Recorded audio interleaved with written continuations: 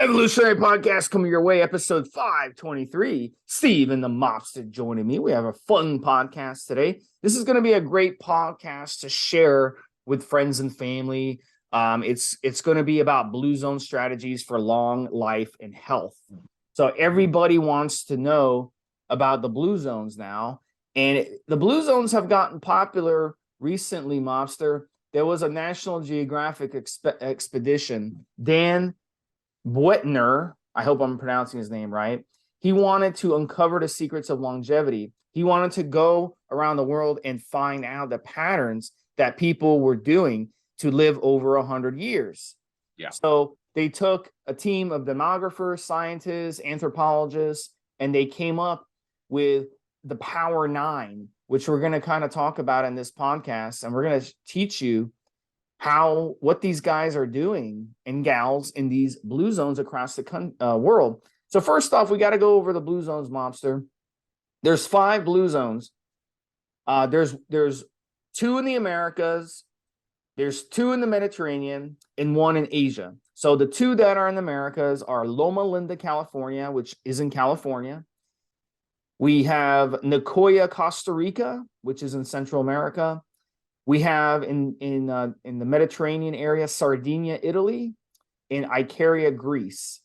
And then in Asia, we have Okinawa, Japan, which, if you're a Karate Kid fan, that's where Mr. Miyagi, the character, was from. So in these countries, in these blue zones, people are actually living a much longer time than even people within their country. Example, Loma Linda, California, they live over 100. They live well into the 90s and hundreds. But the rest of America, for a country that's so advanced with medicine and everything, Americans are actually living less longer than they were 20 years ago. So it's really crazy that you have such a disparity. But what I'm going to go over here in this podcast and what Mobster and I are going to talk about, you're going to understand what the difference is. And you can't say, well, it's genetics. You know, very, very little of this has to do with genetics, because we're also going to show you an example of a guy who grew up over in one of these blue zones, moved to the United States for most of his life. And then when he got sick, he moved back to the blue zone and ended up living is still alive after another 35 years, even though the doctor said he was going to die within a year. Yeah. So this is really a good one to show friends and family who really are lost when it comes to their longevity and their health. Go ahead, Mobster. Let me quote 2 numbers to you guys. One is that when we're talking about blue zones, and I'm referring to the article, which we'll link to. When Stevesmi talks about people hitting 100 years of age, the rate is this, Steve. It's 10 times greater amount of people living to 100 than in the United States. We talked about, you and I, the ability for medical science to repair us and to extend life. But we're talking about a natural lifestyle. We'll get into the whole details of that briefly. But a 10 times a greater rate of people hitting 100 than in the United States. That's number one. The other number, which is standout, and it stood out for me in the pre-show that I was talking to Steve as I was reading the article, is this. 20%, sorry, 2%, guys, not 20%, 2%. 2% of the reason why you live longer is genetic. We've all seen those photographs. I've got Guinness World Record books here, Steve, and it's somebody that's French or somebody that's Italian and 110, 115, 118, 120 years of age. And you go, it must be genetics. And then you do the whole thing about them being able to smoke a cigar every day and all that kind of stuff. In reality, it is 2% genetic. And this is according to this study. And the rest, at least 80%, is lifestyle. Now, I suspect there's actually those numbers are a little bit off because of what's happened to the other 18%. But yeah, I mean, they're saying in the article 80% lifestyle and just 2% genetic. So, guys, if we give you these lifestyle tips, if we tell you about what these people are doing, then you can make some of these changes. And as much as we talk on this podcast about performance enhancing drugs as an enhancement for our strength and our power and our muscle, The rest of the time, when we're talking about specifically diet and nutrition, but training and other elements that we bring into this fitness, muscle building, strength lifestyle are supposed to be about positive actions and about extending, for example, your heart rate. And we did heart health yesterday, Steve, in a podcast. We're talking about these other aspects which will extend your ability to stay strong, extend your ability to retain muscle. I mean, the dream here, Steve, and what we'd love to get out of this podcast is being big and strong and muscular and lean and ripped into our old age, and a certain quality of lifestyle that would be above and beyond just getting around and coping and being medicated up the yin yang. Back with you. Yeah, and medicated up, up your butt for the rest of your life. That's not fun. It's expensive. It's a waste of money, and it's not what we strive to do. We want to be healthy. We want to enjoy our 60s, 70s, and our 80s. We don't want to be medicated and in and out of hospitals in our 60s, 70s, and 80s.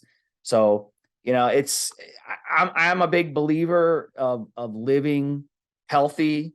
If it gets to the point where I need to be medicated and all that stuff, then I'm not interested. I just want to live a long and healthy life and enjoy life and be happy. So, life is short. Even if you live to 100, life is still very short. So you want to enjoy it. So let's get into some of the 9 things that they discovered that these people were doing in the blue zones. And the first one, Mobster, is that people in the blue zones, they do things like grow gardens, they do yard work, they do normal things that our ancestors have always done. If you watch a bird, if you have a bird nest outside your house, you always see the bird, he works on his nest. He goes and gets sticks, he goes and gets leaves. He's working on his nest every day. Same thing with any type of animal. They're doing that every day. So, doing housework and doing yard work and doing gardening and all that nice stuff and being outdoors in the sun. And that basically, and they're doing it because that's what they want to do. It says they live in environments that constantly nudge them into moving without thinking about it. So when you go and you do something you're enjoying, I like gardening. You're going and doing something you enjoy like that. It just comes naturally and you enjoy it. And that's what they do. So they move, they do this. When they go from place to place, Mobsters talked about this on other podcasts. They walk down to town if they have to run an errand. They go down to the ocean if they want to, watch the sunset or watch the sunrise or whatnot. They have this connection with the environment. They enjoy nature. You know what I'm saying? They're not plundering it. They're enjoying it. So this is a big part of what they're doing. And it's getting the body moving. It's keeping the body active. And Mobster, feel free to jump in anytime you want on these. Well, this is the thing, and Steve and I talked about this in the pre-show. I mean, guys, I understand. Listen, the benefits of technology are wonderful. They really are, right? But it's the difference between having a machine, for example, to turn over the soil in your garden, or getting out there with a hoe and a shovel and a fork and turning stuff over. And again, I mean, I'd love to win the lottery, Steve. Would I, if I brought a great big farm or some sort of estate or something else to live on, would I have help? Sure. But I would be outside with the guys. I would be out there at the very least supervising, and I got to do some of that work myself. Because the problem here is it's too easy. And this is what Steve means about that kind of element of lifestyle where you have to walk and do stuff like that. I do this all the time, and I talked about it on another show when we were talking about heart health, as I just referred to. I walk to the gym. I don't drive to the gym to do cardio. It doesn't make any sense to me, Steve. I walk to the gym. I just walk to the gym and for a mile. I walked a mile or slightly over a mile because I was by the shops, and I've come back and I'm going to go and get some more steps this afternoon. My target daily steps is like 6,000. I hit 8,800 yesterday, same the day before. So I'm going over that stuff. And it's literally getting your hands dirty. So exactly, go to these zones. A lot of these people can actually afford the technology, Steve. They have remarkably high levels of wealth sometimes, and they've got these estates and these farms and these vineyards and these gardens and so on and so forth. But what they're actually doing is they understand and appreciate the element of the lifestyle which is hands-on. Literally, for example, if you grow your own grapes to make wine, let's say in Sardinia, like Steve talks about already, going out into the vineyard and touching the grapes, touching the plants, looking at the health of the plants, and that going out and touching them and not just employing people or using machines is the element that we're talking about. If we talk about Okinawa in Japan, we're talking about going out and fishing for the fish. Steve talks about this stuff. And you don't understand the element of getting out. And I say you don't. Some of you won't understand the element of the fresh air, the sun on your face, literally there's a sense of satisfaction. So that comes from well-being of catching your own fish and then eating it within an hour of landing, Steve, putting it on a grill, gutting it, deheading it, getting it ready, putting some lemon juice on it, whatever. And again, there'll be things like the lemons are local. The charcoal they're using is made by a buddy of yours. The fish you caught 2 fish, and your buddy, because he's provided with you the charcoal, he gets a fish, and you're eating the fish, and it's something you caught that morning in your family. You're sitting down to eat it with real wine and real food and vegetables that have come from your garden, and just the whole getting up early to go out and fish, catching the fish, socializing with your buddies, coming back and eating it, and it's all fresh, it's all healthy. You know where it's come from. You looked at the fish when it came out of the water. You could all of those things, and then the fresh air and the sunshine, even the wind, all of that stuff makes a difference. People don't get it. And I understand. I've been in the other lifestyle. I've been in it where you've got to work, do the grind, pay the bills, pay your mortgage. I've been there. But there's an element of almost taking a step back. Technology can still play. You can still have satellite TV. You can still have Wi-Fi. But some of these things, some of these connections, and the fact that nearly all the food's local, you know who's made it, including the booze, including the alcohol, all of those things, you know where it came from. You know the vineyard that those grapes came from that your buddy uses to make a sherry, all of that kind of stuff. And people, that thing, that element, the well-being, everything all ties together. And the simple fact that you have to walk or had to walk down to the beach to catch the boat at 6 o'clock in the morning to go fishing, that was exercise. Being out, rowing out the boat, or even going out with the motor and spending time out at sea is exercise. And then coming back, you've earned that food. So there's all of those elements. And we're going to get into other aspects where we've seen it go wrong. And we've seen what happens when sometimes fast food and is introduced into those areas, or they start driving, or the new motorway comes through, and all those kind of things. And these have an effect. And it's strange. Because one of those things, do I want to live a high quality lifestyle when I'm 100 years of age, Steve, and I'm still able to catch my own food? I'm still able to grow my own food. I feed the pigs nuts so that when I kill them and eat them, I can taste the nuts in the pork flesh. It's a perfect lifestyle. I'm able to do some of those things now, Steve, just in terms of being able to buy them, but be able to do it yourself. That people don't understand. Yes, it's work, but it's healthy work. And again, you're 100 years old with all your facilities, with very, very low levels of dementia, like Steve said, and Alzheimer's, with great heart health, with cholesterol levels that are amazing. We've talked about this, and I mentioned it on the forum, Steve, changing your diet, eating healthy fats, not bad fats, and seeing people go, what medication can I take? What is there a supplement I can use to improve my cholesterol? No, motherfucker, fix your diet. Get the fuck off your ass, go out for a walk and fix your diet, because that will improve it. Hell, we've had adverts for margarine over here, Steve, and all it was is they changed the oil in the margarine and people's cholesterol numbers went down. In other words, it was a better oil, it was a healthier oil. So yeah, back to you. So what is, that ties into where these blue zones are located. They're located all in mild climates. They're located in places where you can be in shorts year round and sandals. They're not located in cold climates. They're not located in hot climates. So that's another factor. As human beings, where do we belong? It's very important. We belong in a place with mild temperatures. If we get too cold or we get too hot, it's not good for our bodies. If you live up in the mountains in a high altitude, it's not good for our body. Suicide rates in high altitudes is much higher because of the lack of oxygen in our brains. So think about where you're living right now. That can have a major effect on your health and how long you live. That's something that it's going to upset a lot of people, but it's the truth. And I myself, I live in an overly hot climate myself. It beats my body into the brains. I would love to move to one of these blue zones areas just to enjoy that. And I'm planning on it one day.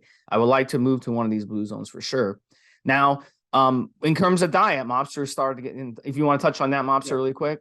Good. Okay, let's talk about the diet for a second here, guys. So I'm not talked about Steve in the pre-show of a fellow going to a restaurant and had an amazing glass of sherry with the meal and says to the restaurateur, the owner, because it's one of those real small places where you're being served by the owner, you're not being served by a waiter, and he says, "Where does the sherry come from?" And the owner points to the back of the restaurant, and he says, "No, I don't mean where did you get it from the cupboard or the shelf or the store. No, he says the restaurateur. We make the sherry here." And he takes him out the back of the restaurant and takes him into a small warehouse off the back of the restaurant, and they are making the sherry there.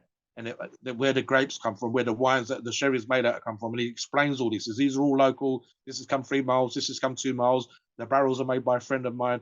And it was made in the fucking restaurant, Steve.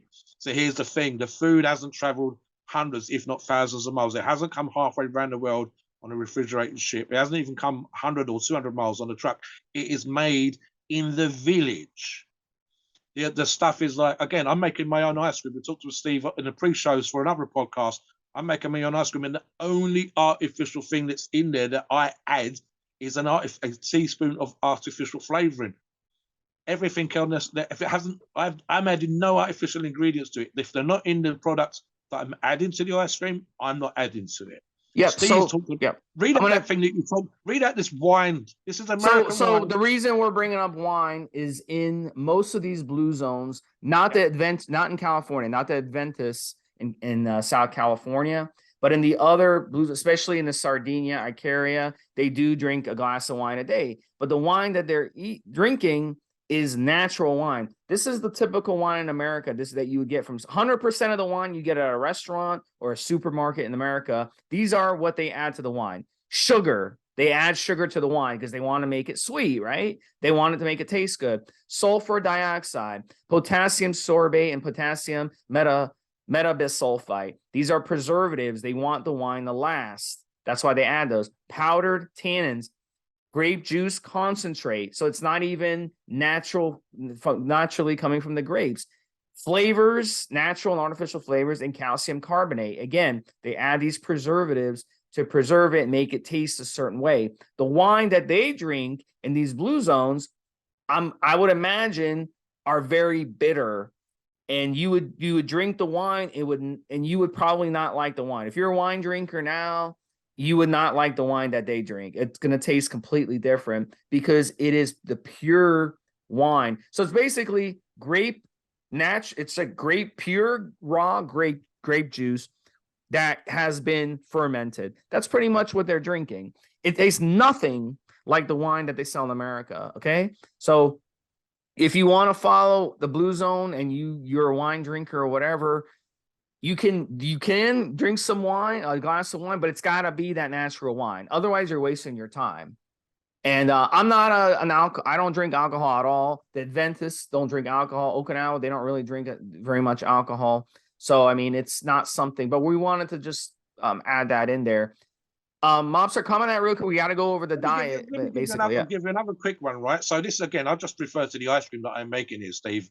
It's a little bit of a hobby of mine, but there's a local company called Sub-Zero who do some amazing stuff with nitrogen to freeze the cream very quickly, and the crystals are tiny, and it's a completely different product from what you'd buy in a local supermarket, for example.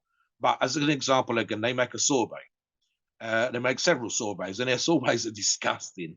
And I say that because the rest of the products are spot on; they really are. But the problem with the sorbets essentially is sugared water, frozen sugared water. That's what it is. Right? I'm not going to overcomplicate it. But when you read the ingredient list for their sorbets, it's 19 or 20 ingredients. And the reason for that is because it needs to go to supermarkets and shops. It's going to be on the shelf for a while. It's going to travel. It's going to be possibly in the sun, brightly lit supermarket, and all these kind of things. And even with the tubs they use, the light's going to get inside. So they have to have antioxidants in case the lid comes loose or something like that. They have to have preservatives. I'll give you an example again, Steve. It's the sort of stuff where if you took it out of the tub and you put it in the sink, you'd think it would melt like real quick. And you come back an hour later, and this is like chemical sludge at the bottom. And I'm not just blaming Sub-Zero, there's a bunch of companies like this. So the thing of it is, and I'll give you an example again with Sardinia again, Steve.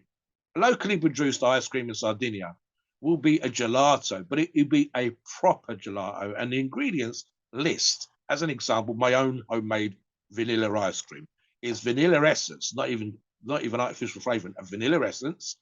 It is double cream. It is sugar, which is we're not talking about super healthy levels of fat or sugar here, Steve. 2 eggs, and I think that's it. I think, and a cup of milk, half a cup of milk, half a cup of sugar, a tub of double cream, and 2 eggs and vanilla essence. So that's 5 ingredients, Steve. 5 ingredients, and none of those are artificial. The sugar, you could maybe argue, is, The but it's thing still is, coming though, back to they don't consume dairy in these blue zones. It's very, very it's, little dairy. it's a So that small would be amount. something. Cheese, for Yeah, that would example, be a Steve, they very don't have local rare treat. cheeses, but it'd be like goat's cheese, for example. Yeah. Guys, you can check up the nutritional profile of goat's cheese. So And let in me fact, there's go one over the nutrition because we don't, yeah. Go let for it, me yeah. let me go over because I don't want people to go off base here. So 95 to 100% of their diet in these blue zones are plant-based. But the different blue zones have different diets. Like in Okinawa, a lot of their diet is sweet potatoes. But then in other parts of the world, like in the Costa Rican blue zone, they do a lot of beans. So it just depends on which blue zone you're at. They don't eat the same diet, but they mostly are plant-based. They don't consume very much dairy.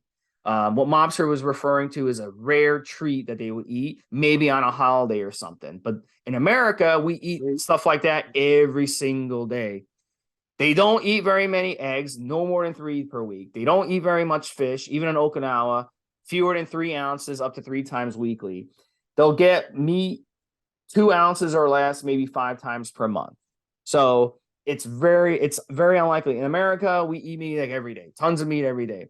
Nuts is what they snack on. Lots of water. That's mostly what they drink. They'll have some wine, what we talked about, in moderation, maybe some coffee and tea in moderation, but that's it.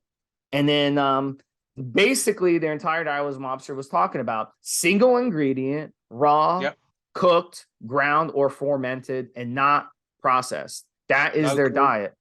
Local. And it's local. It's got to be local. So if you want, good quality food, always buy local. Now, when it comes to fruit, I talked about this on prior podcasts, and even with vegetables, they pick the fruit unripened, then ship it. So by the time it gets to you, it's going to be somewhat ripened. We see this a lot with avocados, for example. You ever go to the grocery store and avocado is not even ripe yet. You buy it 3 days later, you leave it on your counter, then it ripens up. That's incorrect. You've got to pick the fruit when it's ripe. You don't pick the fruit unripe and then have it ripen. Makes a big difference. So guys, even if you're trying to eat like these people eat, it's really hard to do it unless you're actually there.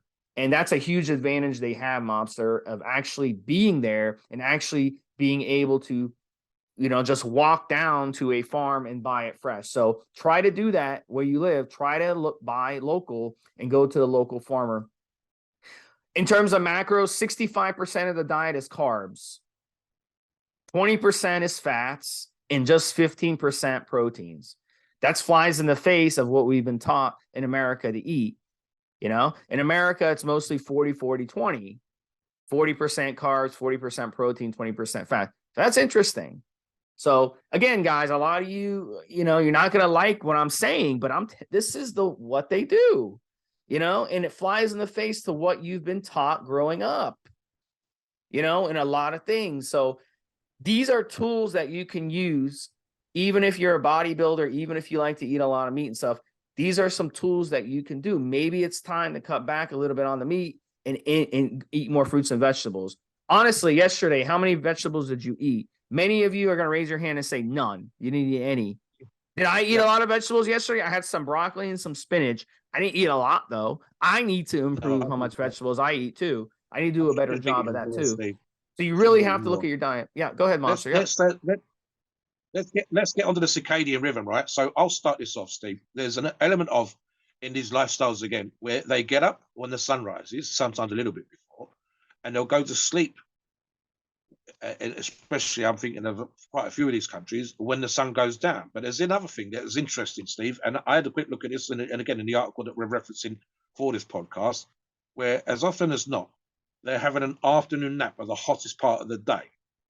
And now, if you look at the countries that we're talking about, they're kind of warm. They're not out in the desert or anything, guys, but they're kind of warm-ish countries. And certain times of the year when the sun is at its absolute, in the summertime when it's at its absolute hottest, you don't want to be out in the fields plowing or growing crops or plucking the grapes off the vine or out and fishing or whatever else. So here's what they do: is they get up a little bit before dawn.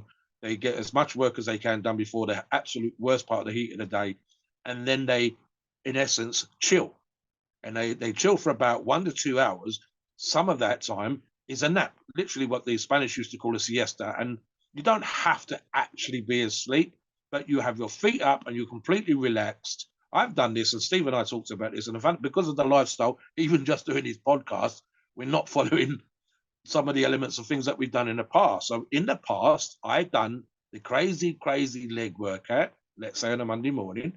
I would come home and have a small meal, and then I would put my feet up and close my eyes. And if I didn't fall asleep, I was as close to going to sleep as it's possible to get for about 20 minutes. The maximum really is around 40 minutes because you have an element of sometimes if you have deeper sleep, you feel kind of weird for the rest of the day. But it's a great growth hormone thing, which is good for your skin, which is great for anti-aging, of course. It's a great way to recover from the workout.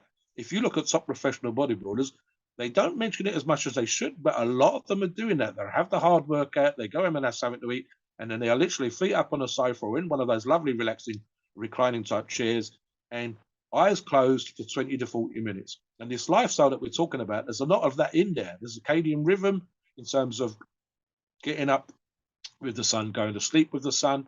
There's an element sometimes in the summer months, it's so hot, for example, in Greece, in Icaria, in the area that was one of the blue zones there, that they will get out of the sun in the daytime. And so what they do there is they socialize. And in fact, something else I want to touch on, Steve, here, which is mentioned in the blue zone 9, and it's the social aspect. And it's the social aspect of being part of the community. Now, they talk about religion, but you don't have to be religious in order to be involved in your community. But that essence of being local, involved in your community, being involved in community type projects, whether it's going to church and sitting before your version of God and praying, you're doing basically good deeds and you are having good social relations with your neighbors, with the extended family in the village, and so on and so forth. And this relaxes you. You're not stressing. You're not worried about what people are thinking because you're talking to these people every day. You're doing stuff within the community. There are events in, again, I think of Spain and Italy and Greece again, Steve, where they come together. Sometimes it's a religious thing, but as often as not, it's an excuse for the community to come together. And it might be, I'll give you an example, Steve. Yeah. One They place help each other. They help each other. They don't put yes. each other down like we do in America and Here in the starve. UK, yeah. They don't starve homeless people, and they don't put, they don't. It's just amazing the difference. And they feel good because of it. And because they feel good, In that's where America, this it's like aspect we give tax breaks to billionaires and corporations, and we treat poor people like shit, and we live way less than what we should for the medical advancements we have. These places, if your neighbor can't pay his bill, the community puts all their money in a hat and says, "Here, we're helping you." And then the karma is going to come back because one day you're going to be in trouble and you're going to need help. They You help just you. reminded me of one, Steve. Let me tell this story very quickly. So when I was a young lad, there was an Italian family that lived up the street from me. They owned what we call a fish and chip shop here in the UK. And fish and chip shops use hot fat to cook the fish and to make the batter and cook the chips and so on and so forth. And because of hot fat, there's an element of fire risk.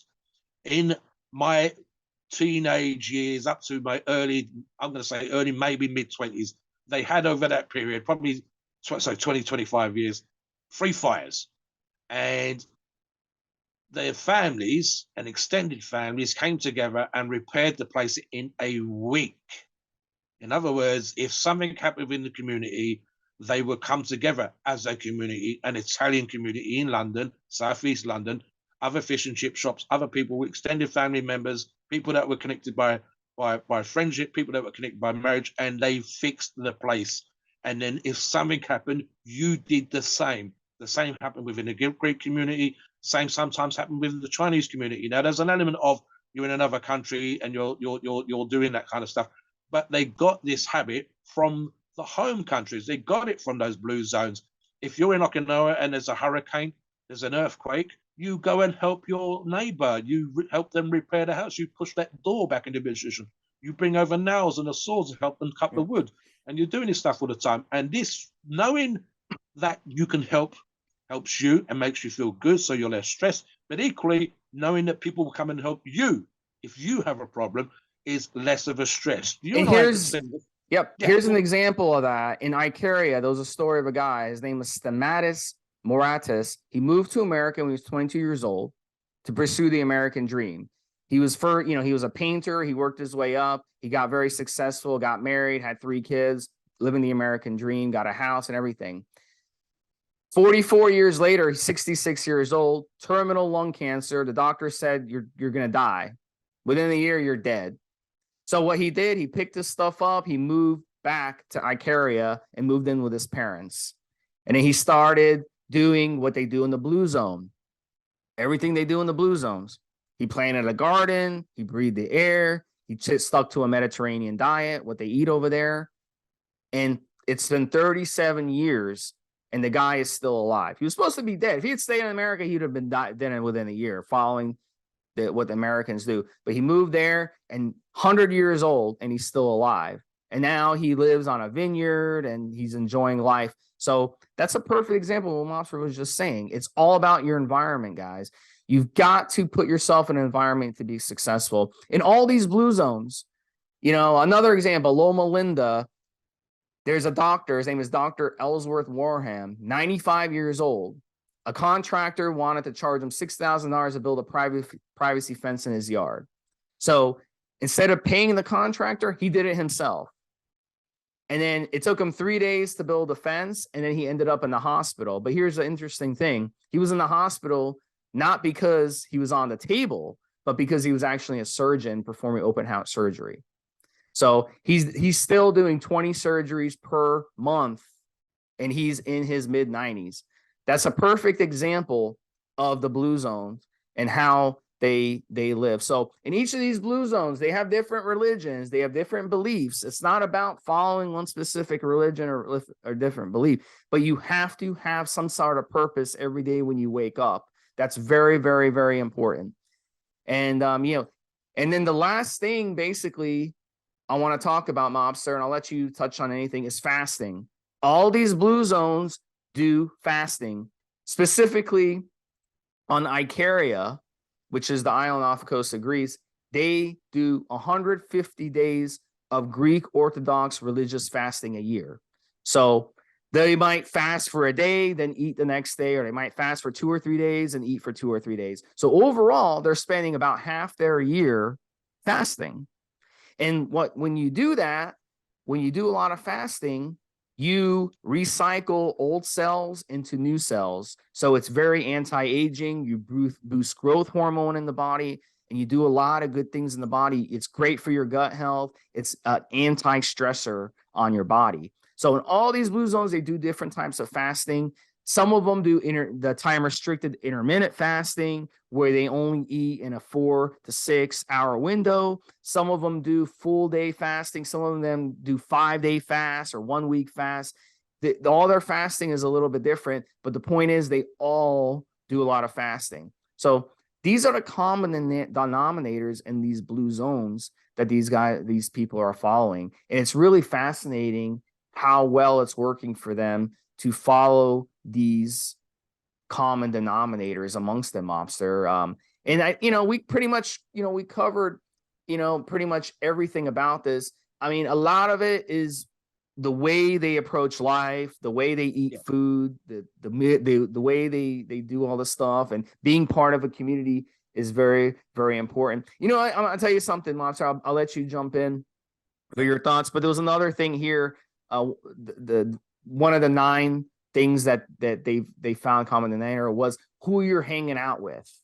So an example is, I want you to think about the 5 people you hang out with in your life. What kind of people are they?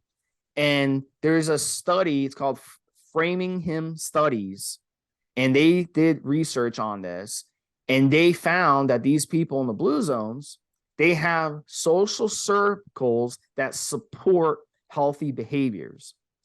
And basically, these are friends committed to each other for life, who are always there for each other. They all meet up every day. They have a social, circle. If one of them doesn't show up, they will all go there, check up on them, make sure they're okay.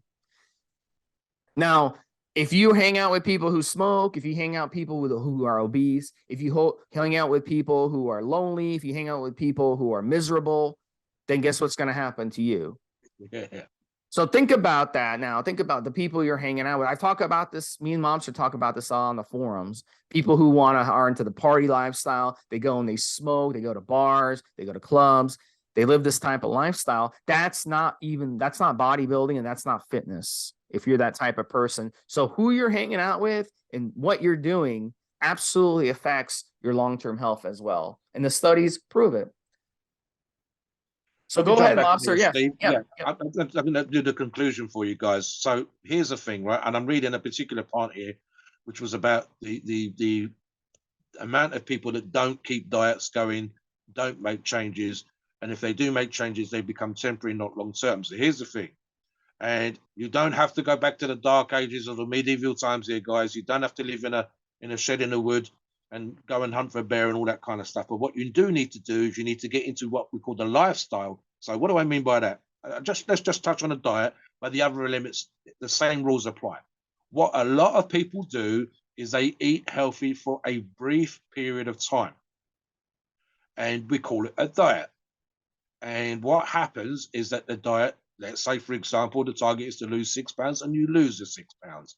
And then you go back to an unhealthy way of eating. And what you should be doing, and I say should, because you want this length of life, we want to be healthy, we don't want cancer, we don't want dementia, is that you should live a healthy lifestyle.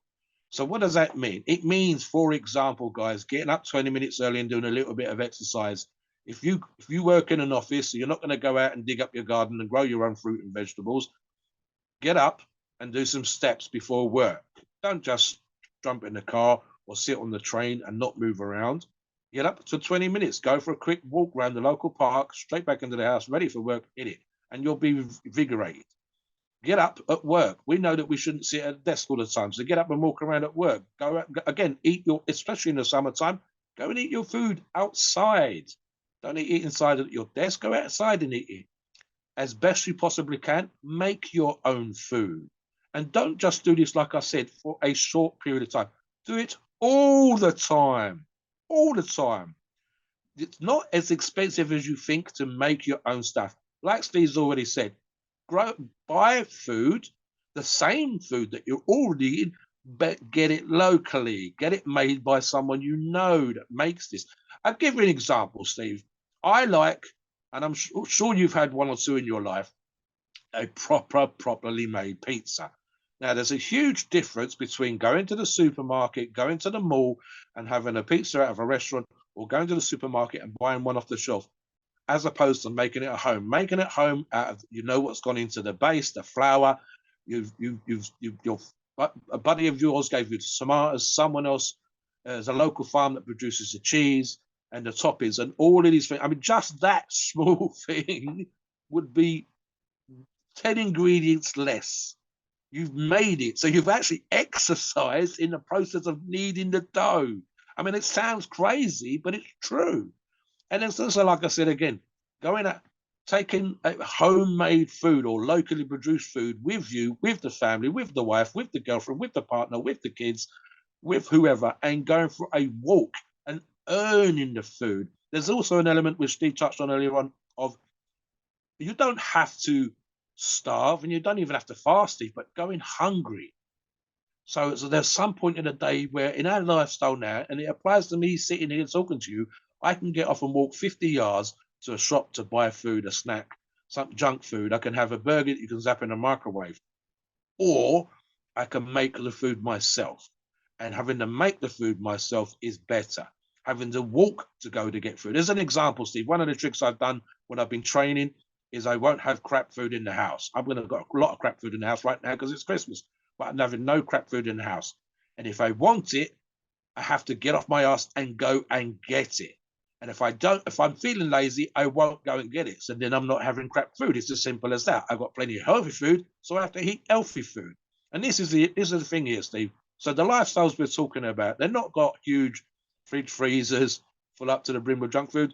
One more thing, and I'll touch on this very, very quickly before I sum up.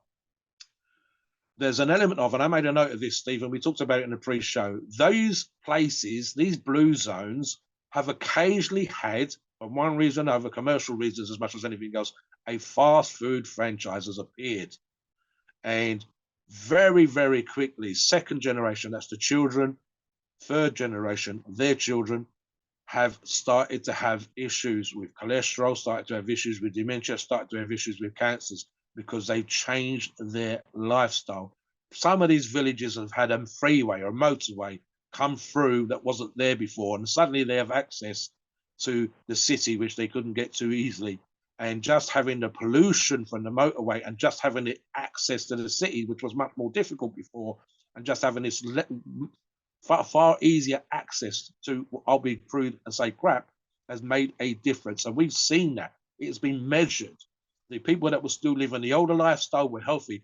Those with the new lifestyle started to lose years off their life, started to show more issues with cholesterol and stress and all the other issues that we've raised already, and seen that. And that's happened within a generation, Steve. So keep that in mind, guys. Some of these things you can do for yourself, and they're not super hard. And even if you only adopt even one or two of these elements, you will start to see a change. If you see those changes, then adopt more. It's not super expensive. So sometimes it's just a little bit of work on your part to see these things happen. Even if it's just a little tiny vegetable patch, even if it's just throwing fruit or something like that in a window box, guys, you will note a tiny little change to the quality of life. And it will build up, and then suddenly you'll be doing all these blue zone activities, and you'll thank us for it. Please note, we are not doctors, and the opinions are ours. It is our view and based on our experience and views on the topic. Our podcasts are for informational purposes and entertainment only. The freedom of speech and the First Amendment applies.